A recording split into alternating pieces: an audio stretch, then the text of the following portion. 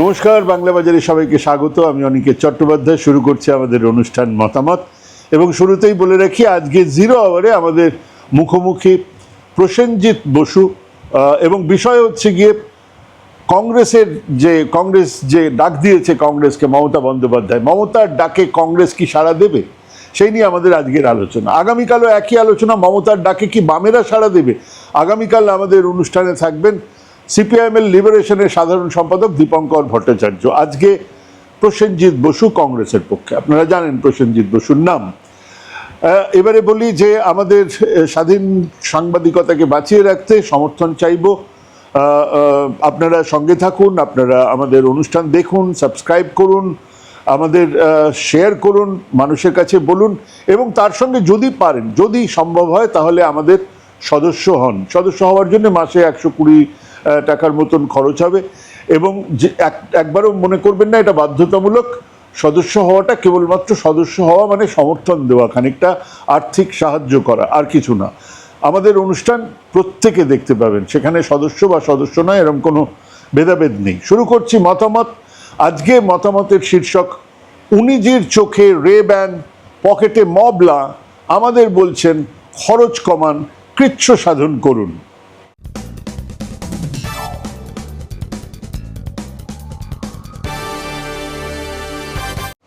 10ই মে 2026 তারিখে হায়দ্রাবাদের এক জনসভায় নরেন্দ্র ভাই দামোদর দাস মোদিজি বলেছেন কৃচ্ছ সাধন করতে হবে, পেট্রোল বাঁচাতে হবে, গোদা বাংলায় কাছা পড়তে হবে। সেদিনই রাতে তিনি এক বিশাল কনভয় নিয়ে প্রায় 5 কিলোমিটার রোড শো করেছেন, মানে তেল বাঁচাতে হবে তো তাই। তার আগে 1 মাস ধরে বাংলাতে যা করেছেন তা তো আমরা জানি। তার মানে কি এই রকম যে 8 বা 9 মেতে এমন কিছু একটা ঘটেছে যার জন্য আমাদের কাছা পড়ে ঘুরতে হবে, পেট্রোল কম খরচ করতে হবে, বিদেশ ভ্রমণ না করলেই ভালো। আর সোনা এখন একেবারে কিনবেন না, মোদিজি বলেছেন। আমরা তো রোজ সোনা কিনি, আমরা রোজ বিদেশে যাই, তো এগুলো এখন আমাদেরকে না করতে বলেছেন। দেশের মানুষজনকে দেশের প্রধানমন্ত্রী তার মন কি বাত জানিয়েছেন, এবং তার একদিন পরেই হুশ উনি চলে গেছেন 7টা দেশের ভ্রমণে। পরিব্রাজক নরেন্দ্র মোদী বলে গেছেন ওয়ার্ক ফ্রম হোম চালু করতে হবে। সবেমাত্র মোদীজির নেতৃত্বে বিশাল জয়ের পরে, মুখ্যমন্ত্রী হবার পরে শুভেন্দু অধিকারী কিন্তু এই ওয়ার্ক ফ্রম হোম নিয়ে কিছু বলেননি, বরং ওনার দপ্তর থেকে কড়া সার্কুলার দেওয়া হয়েছে যে সকাল 10:30 থেকে অফিসে আসতে হবে, বিকেল 5:15 আগে বের হওয়া যাবে না। তাহলে ওই ওয়ার্ক ফ্রম হোমের কথাটা কি জুমলা ছিল? সংকটের সময় মানুষকে দুভাবে বিষয়টা নিয়ে কথা বলা যায়, যে কোনো ক্রাইসিসে। একটা হলো ধীরে ধীরে তাকে বা তাদেরকে সত্যি অবস্থাটাকে গুছিয়ে বলতে থাকা, সইয়ে বিষয়টাকে বলা, যাতে করে একেবারে একটা ক্রাইসিস না শুরু হয়ে যায়, ক্রাইসিস মোমেন্টে একটা প্যানিক বাটন প্রেস না হয়ে যায়, মানুষ আতান্তরে না পড়ে। অন্য পথটা হলো ক্রাইসিসের শুরুতেই সবটা সত্যি বলে দেওয়া। হ্যাঁ, রাষ্ট্রনায়কের কাজ এটাই। ধরুন আজ থেকে প্রায় 77 দিন আগে এই অবস্থার সূচনা হয়েছে। 2026 সালের 28শে ফেব্রুয়ারি যখন মার্কিন যুক্তরাষ্ট্র এবং ইসরায়েল ইরানের ওপরে আক্রমণ শুরু করে, তখন থেকেই বিশ্বব্যাপী জ্বালানি সরবরাহের যে শৃঙ্খল সেটা ভেঙে পড়েছে। গত 5-6 দিনে নয়। এই যুদ্ধের সরাসরি প্রভাব হিসেবে পারস্য উপসাগরে স্ট্র্যাটেজিক্যালি গুরুত্বপূর্ণ যে স্ট্রেট অফ হরমুজ প্রণালী অবরুদ্ধ হয়ে পড়েছে। বিশ্বব্যাপী মোট জ্বালানি সরবরাহের 20% এই সরু জলপথটা দিয়ে যাতায়াত করে, যা গত 77 দিন ধরে কার্যত অচল হয়ে পড়ে আছে। আন্তর্জাতিক বাজারে এর প্রভাব পড়েছে, ভয়াবহভাবে পড়েছে। অপরিশোধিত তেলের দাম ব্যারেল প্রতি $126.41 পর্যন্ত বেড়েছে, যা ভারতের মতো আমদানি নির্ভর দেশের জন্য একটা বিশাল আর্থিক বোঝা। ভারত তার প্রয়োজনীয় অপরিশোধিত তেলের প্রায় 85 থেকে 90% আমদানি করে। তেলের দামের এই আকাশ ছোঁয়া লাভ ভারতের বাণিজ্য ঘাটতিকে একটা নজিরবিহীন পর্যায়ে নিয়ে গেছে, মানে আমাদের তেল কিনতেই তবিল ফাঁকা হচ্ছে। পেট্রোলিয়াম মন্ত্রকের তথ্য বলছে আন্তর্জাতিক বাজারে তেলের দাম প্রতি $10 বাড়লে ভারতের আমদানি ব্যয় বাড়ে $15 বিলিয়ন। বর্তমান পরিস্থিতিতে রাষ্ট্রায়ত্ত তেল বিপণন সংস্থাগুলো খুচরো বাজারে জ্বালানি বা এলপিজির দাম না বাড়িয়ে প্রায় প্রতিদিন 1000 কোটি টাকা লোকসান গুনছে। কেন্দ্রীয় পেট্রোলিয়াম মন্ত্রী হরদীপ সিং পুরী তিনি বলছেন যে তেলের এই ভান্ডার যে যা আছে আমাদের তার আন্ডার রিকভারি বা লোকসানের পরিমাণ একটা কোয়ার্টারে 1,00,000 কোটি টাকা ছাড়িয়ে যাওয়ার আশঙ্কা রয়েছে। বিশাল লোকসান ভারতের রাজকোষ ঘাটতি বা ফিসক্যাল ডেফিসিটকে মারাত্মকভাবে প্রভাবিত করবেও। কিন্তু এটা তো সেদিনেই বলা যেত, এটা তো সেদিন থেকেই বলা যেত যে এই অবস্থাটা হচ্ছে, আমাদেরকে এই করতে হবে। বাকি দেশগুলো তো সেটাই করেছে। কেন আমরা এখনো আমেরিকার নির্দেশ মেনে রাশিয়া থেকে তেল কিনছি না? কেন প্রধানমন্ত্রী সেই শুরুর দিনে এই অবস্থাটা বুঝে ব্যবস্থা নেওয়ার কথা বললেন না? কারণ 4 রাজ্যে ভোট আছে। সেদিন পেট্রোলের দাম বাড়ালে, ডিজেলের দাম বাড়ালে ভোট কমে যাবে। হ্যাঁ, উনি বিজেপির ভোটের কথা ভাবছিলেন, দেশের কথা নয়, দেশের মানুষের কথা নয়। এমনকি বিরোধী নেতা রাহুল গান্ধীও এর মধ্যে বলেছেন সামনে দুর্দিন।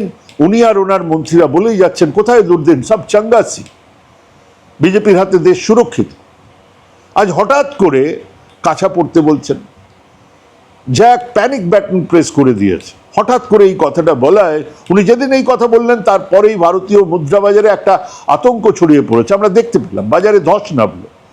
2026 সালের মে মাসের মাঝামাঝি সময়ে ভারতীয় টাকা মার্কিন ডলারের হিসেবে 95.85, 96 টাকার সাইকোলজিক্যাল যে ব্যারিয়ার সেটাও পার করে গেল। মানে 96 টাকাও পার করে গেল। এবারে 100 টাকাটা টার্গেট, সাইকোলজিক্যাল ব্যারিয়ার এবারে 100, সেটা ভাঙলে সাংঘাতিক ব্যাপার হবে। মুদ্রা বাজারে টাকার এই পতন কিন্তু সাময়িক অস্থিরতা নয়, বরং একটা লং টার্ম, যারা ইনভেস্ট করে তাদের আস্থার সংকট। তারা লং টার্ম ইনভেস্টররা ভয় পেয়ে গেল। এমনিতেই হিসেব বলছে 2025 সালে ভারতীয় টাকা বিশ্বের প্রধান অর্থনীতির মুদ্রাগুলোর মধ্যে সবথেকে খারাপ পারফরমেন্স করছিল। এমন নয় যে এটা যুদ্ধের জন্য, তারও আগে থেকে। আর 2026 সালে এটা গোটা এশিয়ার সবচেয়ে দুর্বল মুদ্রা হয়ে উঠেছে। টাকার এই নিচুতে নামার পেছনে বাহ্যিক আর আভ্যন্তরীণ দুটো কারণ রয়েছে। বাইরের কারণ রয়েছে, আবার ভেতরের কারণও রয়েছে সমানভাবে। একদিকে মার্কিন যুক্তরাষ্ট্রে সুদের হার বাড়ছে, কাজেই উন্নত দেশগুলোর বন্ড মার্কেট যেটা, তার আকর্ষণ ভারতের বিনিয়োগকারীদের বাজার থেকে দূরে সরিয়ে নিয়ে যাচ্ছে। তারাও বাইরের ইন্টারন্যাশনাল বন্ডে ইনভেস্ট করছে। ভারতে যারা বিনিয়োগ করছিলেন তাদের ভারতের বাজার থেকে নিয়ে অন্যদিকে সরিয়ে নিয়ে যাচ্ছে। অন্যদিকে ভারতের যে ক্রমবর্ধমান কারেন্ট অ্যাকাউন্ট ডেফিসিট, সিএডি, টাকার উপরে একটা অন্য চাপ তৈরি করছে। মোদ্দা ব্যাপার হচ্ছে বিশ্বের ইনভেস্টাররা, যারা বিশ্বের যে পুঁজি, তারা আমাদের এখানে যে পুঁজি ঢালতো, ইনভেস্ট করতো আমাদের বাজারে, এই টলমলেপনা দেখে তারা বেরিয়ে যাচ্ছে। তারা খুব ঝুঁকি না নিয়ে বরং বাজার ছেড়ে অন্যদিকে চলে যাচ্ছে। মোদিজি আজ এতদিন পরে দেশবাসীর কাছে যে কৃচ্ছ সাধন বা অস্টেরিটি বার্তা দেবার চেষ্টা করছেন, তা কেবল বেশিরভাগ মানুষ, বিশেষ করে বাজারের সঙ্গে সম্পর্ক আছে এমন মানুষ, ভয় পেয়ে গেছে।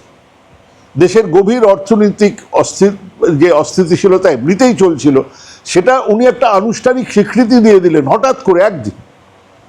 মোদিজি প্রধানমন্ত্রীর, তিনি বললেন তেল কম খরচ করুন। অথচ দেখুন ফসিল এনার্জির সমস্যা আজ নতুন কিছু নয়। ধারাবাহিকভাবে আমাদের ফসিল এনার্জি বাড়ছে, ব্যবহার বাড়ছে।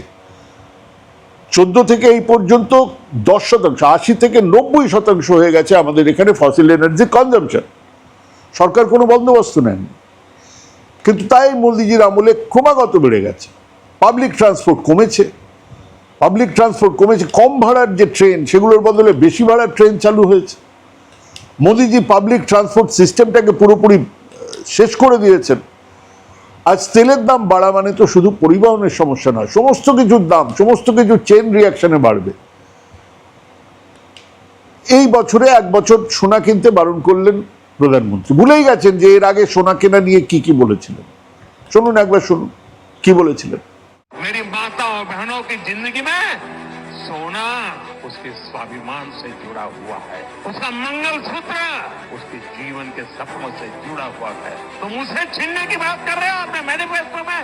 देश हित में हमको ये तय करना पड़ेगा कि साल भर तक घर में कोई भी फंक्शन हो, कोई भी कार्यक्रम हो, हम सोने के गहने नहीं खरीदेंगे, सोना नहीं खरीदेंगे। আরে ভাই, অদ্ভুত ব্যাপার। দেশের 70% মানুষ বছরে 1 গ্রাম সোনাও কেনে না, কিনতে পারে না। মেডিকেল খরচ, ছেলে মেয়েদের পড়ার খরচ দিতে গিয়ে ঘটিবাটি চাটি আবার জায়গায় চলে গেছে। মানুষ খাবারের জোগাড় করতে পারছে না, উনি বলছেন সোনা কিনবেন না। ওদিকে স্বর্ণশিল্পে হাহাকার শুরু হয়ে গেছে, কারণ উনি হঠাৎ করে এই ঘোষণাটা করে দিলেন।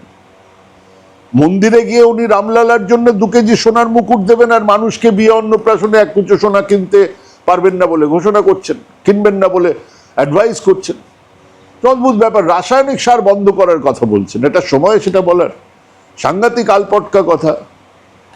এই আলটপকা কথা বলার তো দরকার ছিল না। প্রধানমন্ত্রী মনে করছেন রাসায়নিক মুক্ত চাষাবাদ পরিবেশের জন্য ভালো, আমরাও মনে করি ভালো, সবাই মনে করেন ভালো। এতে বৈদেশিক মুদ্রার সাশ্রয় হবে আর মাটির উর্বরতা রক্ষার একটা বিকল্প পথ। কিন্তু এটা একটা ধারণা। এই দ্রুত কৃষি রূপান্তর নিয়ে কৃষি বিজ্ঞানীদের মধ্যে যথেষ্ট বিতর্কও রয়েছে। শ্রীলঙ্কার যে এই কিছুদিন আগের অর্থনৈতিক বিপর্যয়ের পেছনে অন্যতম প্রধান কারণ ছিল রাসায়নিক সার হুট করে নিষিদ্ধ করে জৈব চাষের পথে হাঁটা। গোটা অর্থনীতি ভেঙে গিয়েছিল, যার ফলে সেদেশের খাদ্য উৎপাদন, বৈদেশিক মুদ্রা আয়ের প্রধান উৎস চা রপ্তানি মারাত্মকভাবে ক্ষতিগ্রস্ত হয়েছিল। শ্রীলঙ্কার চাল উৎপাদন 20% কমে গেছিল, খাদ্যের দাম 6 মাসের মধ্যে 50% বেড়ে গিয়েছিল। ভারতের নাবার্ড বা অন্যান্য গবেষণা সংস্থা সতর্ক করছে যে বিজ্ঞানসম্মত দীর্ঘমেয়াদী পরীক্ষা ছাড়া দেশ জুড়ে জিরো বাজেট ন্যাচারাল ফার্মিং চাপিয়ে দেওয়া হয়, তাহলে ভারতের খাদ্য নিরাপত্তা বিঘ্নিত হবে। ওই আম্বানির বাগানে কিছু জায়গায় ওই সার ছাড়া বা পেস্টিসাইড ছাড়া তৈরি হোক খাবার দাবার, বড় লোকেরা সেই খাবার দাবার কিনবে, কিন্তু সেই খাবার দাবার ভারতের সমস্ত মানুষকে খাওয়ানোর জন্য যথেষ্ট হবে না, এটা বুঝতে হবে। উনি বলছেন ইউরিয়া ব্যবহার করবেন না, রাসায়নিক সার ব্যবহার করবেন না, করবেটা কি? আইসিএআর এর গবেষণা বলছে বাসমতি চাল বা ভালো গমের ক্ষেত্রে প্রাকৃতিক চাষাবাদের ফলন 37% আর 54% পর্যন্ত কমে যেতে পারে। ভারতের মতো বিশাল জনসংখ্যার দেশে খাদ্য উৎপাদন কমে যাওয়া মানে মুদ্রাস্ফীতির আরো বড় লাভ আর সামাজিক অস্থিরতার আশঙ্কা। আজ কৃষকদের যথেষ্ট ফসলের ওই একমাত্র কারণ হচ্ছে সার, সেটা নিশ্চিতভাবে মাটির উর্বর শক্তি কম করে, কিন্তু হঠাৎ করে এরকম এক হঠকারী পদক্ষেপ এক সাংঘাতিক পরিণাম ডেকে আনবে। অবশ্য ভাবিয়া করিও কাজের শিক্ষা মোদিজির কোনোদিন ছিল না, আজকেও নেই। উনি চমক দিতে ভালোবাসেন, নোটবন্দি করে এক ঝটকায় দেশের অর্থনীতিকে খাড়া করার মিথ্যে স্বপ্ন দেখান। তিনি এভাবেই ভাববেন, তা তো স্বাভাবিক। তিনি বিদেশ ভ্রমণ কমাতে বলেছেন। বাজারে কি মেসেজ গেল? সমস্ত বড় বড় ট্যুর অ্যান্ড ট্রাভেল কোম্পানির শেয়ার পড়লো হু হু করে। একজন প্রধানমন্ত্রী এই কথাগুলো বলার আগে একবার ভাববেন না? 2026 সালে ভারতের অর্থনীতিকে যে বিষয়টা সবচেয়ে বেশি ভাবিয়ে তুলেছে সেটা হলো বিদেশি প্রাতিষ্ঠানিক বিনিয়োগকারী, এফআইআই, ফরেন ইনভেস্টমেন্ট ব্যাপকভাবে বাজার ছেড়ে চলে যাওয়া। বছরের প্রথম 4 মাসে ভারতীয় শেয়ার বাজার থেকে $21 বিলিয়ন, 4 মাসে, অর্থাৎ এই যুদ্ধের আগেই $21 বিলিয়ন, 1.92 লাখ ক্রোড়, 1.92, প্রায় 2 লক্ষ কোটি টাকার বেশি বিদেশি বিনিয়োগ বেরিয়ে গেছে। নির্বাচন সেরে মোদীজি ওই কৃচ্ছ সাধনের জ্ঞান বন্টনের বহু আগে তারা সরে গেছেন। কেবল 2026 সালে এপ্রিল মাসে বিদেশি পোর্টফোলিও যারা এফপিআই যাদের আছে 60,847 কোটি টাকা শেয়ার বিক্রি করে দিয়ে বেরিয়ে গেছে। এই বিশাল পরিমাণ পুঁজি বের হয়ে যাওয়ার ফলে শেয়ার বাজারে অস্থিরতা আছে। লগ্নিকারীদের বিপুল পরিমাণ সম্পদ নষ্ট হয়েছিল। যারা সাধারণ মধ্যবিত্ত, উচ্চ মধ্যবিত্ত পরিবার কিছুটা শেয়ার মার্কেটে রেখেছিল, তাদের অবস্থা খারাপ, তাদের টাকা শেষ হয়ে যাচ্ছে। তো কেন বিদেশি বিনিয়োগকারীরা ভারতের থেকে মুখ ফিরিয়ে নিচ্ছেন? প্রথমত, ভারতের অভ্যন্তরীণ বাজারে বিদেশি কোম্পানিগুলো প্রতি সরকারের পক্ষপাতমূলক আচরণ, কিছু নির্দিষ্ট দেশীয় কর্পোরেট অলিগার্কদের জন্য বেশি দেখা, তাদেরকে বেশি দেখা। অর্থাৎ মানে সোজা বাংলায় হচ্ছে, আপনি যদি আদানি আর আম্বানিকেই শুধু তেল দিতে ব্যস্ত থাকেন, তাহলে বিদেশে যারা এসছেন তারা এদেশে বসে করবেন কি? আপনার মন কি বাতে তো ওদের রুচি নেই। দ্বিতীয়ত হচ্ছে ভারতের কঠোর রেগুলেটরি ব্যবস্থা, কেন্দ্রীয় তদন্তকারী সংস্থাগুলোর অতি সক্রিয়তা বিনিয়োগের পরিবেশকে জটিল করে তুলছে। সবাই জানে ইডি সিবিআই এর কড়া নাড়া মানেই, দরজায় এসে দাঁড়ানো মানেই সর্বোচ্চ নেতার কাছ থেকে একটা প্রপোজাল এসছে, মেনে নিলে ভালো, না মেনে নিলে আপনাকে হ্যাপা পোহাতে হবে। এই পরিস্থিতির কারণে অনেকেই আন্তর্জাতিক অর্থনীতিবিদ ভারতকে বর্তমানে উদীয়মান অর্থনীতির দেশগুলোর মধ্যে, যারা রাইজিং কান্ট্রি যাদেরকে চিহ্নিত করা হয়েছিল, তাদের মধ্যে ফ্রেজাইল ওয়ান, সবচেয়ে ঝুঁকিপূর্ণ বলছে। এবার সবচেয়ে ঝুঁকিপূর্ণ জায়গায়, এটা তো যুদ্ধের সময় হয়নি, যুদ্ধের বহু আগে এই জিনিস শুরু হয়ে গেছে। 2014 সাল থেকে ধীরে ধীরে আমাদের ইকোনমি ফ্রেজাইল হচ্ছে। অর্থাৎ ঝুঁকিপূর্ণ হয়ে উঠছে, নড়বড়ে হয়ে উঠছে। আর ফ্রেজাইল ইকোনমিতে কেউ টাকা ইনভেস্ট করে না। আর যদি ফরেন ইনভেস্টমেন্ট এইভাবে চলে যায় তাহলে দেশের অর্থনীতি কোথায় গিয়ে দাঁড়াবে আমরা জানি। যেখানে অন্যান্য এশীয় লাতিন আমেরিকান দেশগুলো বিদেশি বিনিয়োগ আকর্ষণ করতে পারছে, সেখানে ভারতের এফডিআই সরাসরি বিদেশি বিনিয়োগ টানা কয়েক মাস ধরে ধারাবাহিকভাবে কমে যাচ্ছে। 25-26 সালের অর্থনৈতিক সমীক্ষা ইকোনমিক সার্ভে বলছে ভারতের জিডিপি বৃদ্ধির হার 7.4%। 26-27-এও সেটা 6.8 থেকে 7.2 এর মধ্যে থাকবে, মানে যুদ্ধের মধ্যেও ইকোনমি নাকি ঠিকই থাকবে বলছে। সমীক্ষা আরো বলা হয়েছে যে ভারতের মুদ্রাস্ফীতি ঐতিহাসিকভাবে সবচেয়ে কমে 1.7% হয়ে যাচ্ছে, এবং ব্যাংকিং খাতের অনাদায়ী ঋণ, যেটা এনপিএ বলা হচ্ছিল, প্রচুর টাকা ধার নিয়ে ফেরত দিচ্ছে না ব্যাংকে, সেটা কমে 2.2% নাকি নেমে এসছে। সব দারুণ ব্যাপার, কিন্তু আন্তর্জাতিক বাজারে এগুলো কেউ বিশ্বাসই করছে না। এ তথ্য এখানকার ইকোনমিক সার্ভে, কেউ বিশ্বাস করছে না। এমন এক দারুণ অবস্থার মধ্যে দেশের প্রধানমন্ত্রী কিচ্ছু সাধনের বার্তা দেবেন কেন? দারুণ অবস্থা, তাহলে প্রধানমন্ত্রী বলছেন কেন এটা কিনবেন না, ওটা করবেন না, ওটা করবেন? আসলে ভারতের অর্থনীতি একটা কে শেপ রিকভারি, অসম পুনরুদ্ধারের দিকে আসছে। কে শেপ মানে একটা ইকোনমি, একটা দেশের ইকোনমি ডুবে যায়, আবার আস্তে আস্তে সেটা ওপরে ওঠে। এবারে আমাদের ইকোনমি যেটা, সেটা ওপরে উঠে একটা ঠ্যাং তার উপরে উঠে যাচ্ছে আর একটা ঠ্যাং তার নিচে নেমে যাচ্ছে। এটাকে কে শেপ রিকভারি বলে। এই কে শেপ রিকভারি মানে কর্পোরেটের বড় বড় শিল্পগোষ্ঠী, টেকনোলজি, সার্ভিস এক্সপার্ট, তারা বাড়ছে এদের।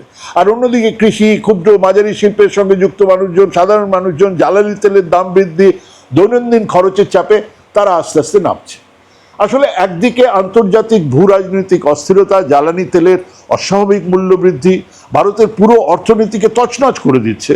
অন্যদিকে অভ্যন্তরীণ বিনিয়োগের অভাব, টাকার ধারাবাহিক অবমূল্যায়ন এক অন্ধকার ভবিষ্যতের কথা বলছে।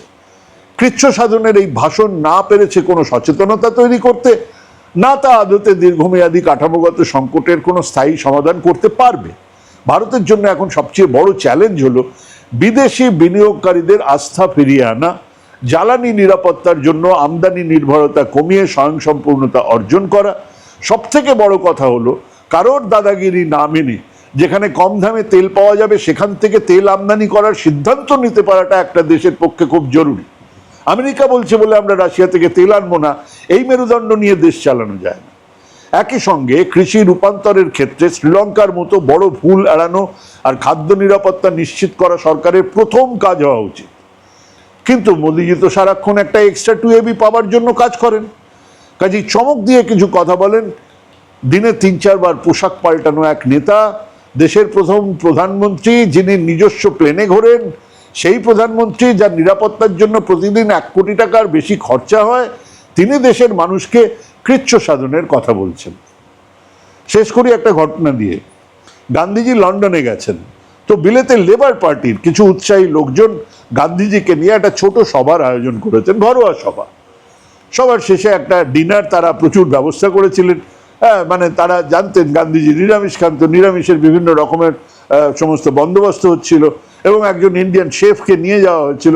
কিন্তু গান্ধী ওদেশে পৌঁছানোর পরে ওরকম একজন হাফ নেকেড ফকিরকে দেখার পরে লেবার পার্টির সেই নেতারা, যারা সেই সভার আয়োজন করেছিলেন, ডিনারে 3 কোর্সের এক খাবারের আয়োজন করেছিলেন শেষ পর্যন্ত। কিছু ফল, দুধ আর রুটি ছিল, ব্যাস। হ্যাঁ, কৃচ্ছ সাধন করার জন্য গান্ধীজিকে বলতে হয়নি। ওনার জীবনযাপন তাদেরকে বুঝিয়েছিল এক পরাধীন দেশের স্বাধীনতা সংগ্রামের সর্বোচ্চ নেতা এদেশে ডিনার খেতে আসেননি, এলে কি খেতে পারেন। হ্যাঁ, মোদিজি গুজরাটের মানুষ, কিন্তু আর যাই হোক, plain living and high thinking এর বিষয়টা উনি বোঝেননি, বোঝার কথাও নয়। আপনারা অন্তত বুঝুন, ভাবুন, ভাবতে থাকুন, প্র্যাকটিস করুন। ভালো থাকবেন, সুস্থ থাকবেন। আজকে এখানেই শেষ করছি। নমস্কার।